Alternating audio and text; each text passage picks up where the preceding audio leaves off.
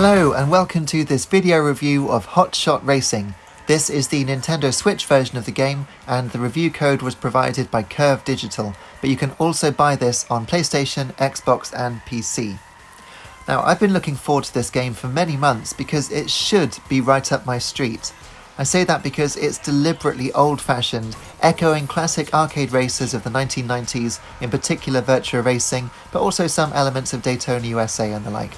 It's got flat-shaded polygon visuals, which look great, multiple viewpoints, including a blocky steering wheel in the driver's eye view, wide sweeping curves through over-the-top landscapes, an announcer and sound bites as the drivers talk to each other. But best of all, it's got drifting.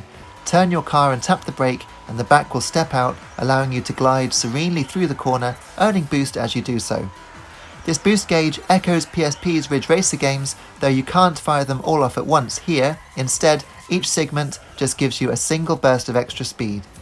It's useful as an emergency accelerator if you crash at medium speed, but if you come to a complete standstill, it doesn't really help you, and in fact it's unlikely you'll ever actually catch up the pack again unless you're playing on the easiest of the 3 difficulty levels. Now I say that because overall the game is wonderfully balanced in terms of difficulty, but novices can benefit from what appears to be some rubber banding on the easiest difficulty level, which sees the whole pack apparently slow up if you fall behind, but that said, on the higher 2 difficulty levels, even racing game experts will have a genuine race on their hands. I did. If you do drive well, filling your boost by drifting and by slipstreaming your rivals, you can use this boost tactically to make sure you're in front when you reach the checkered flag. The slipstreaming in particular works really well, and you can see when it's working by the vortex that appears around your car. Moving around behind other cars going at different speeds can allow you to continue moving quicker than normal without using up your own boost. It's challenging to do this, but fun and really rewarding when you get it right.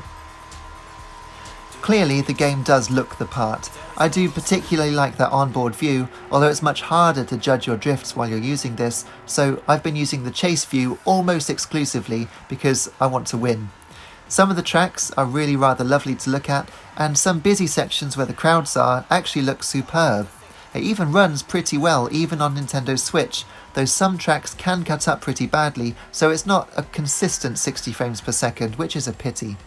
Even so, I haven't got any major complaints about the performance of the game, and structurally, the 4-race championship series works really well. That's thanks to a close point system and the fact that rivals' names are displayed above their cars as you're racing, which means you can tactically edge someone out in order to stay ahead in the championship overall, though doing that is easier said than done.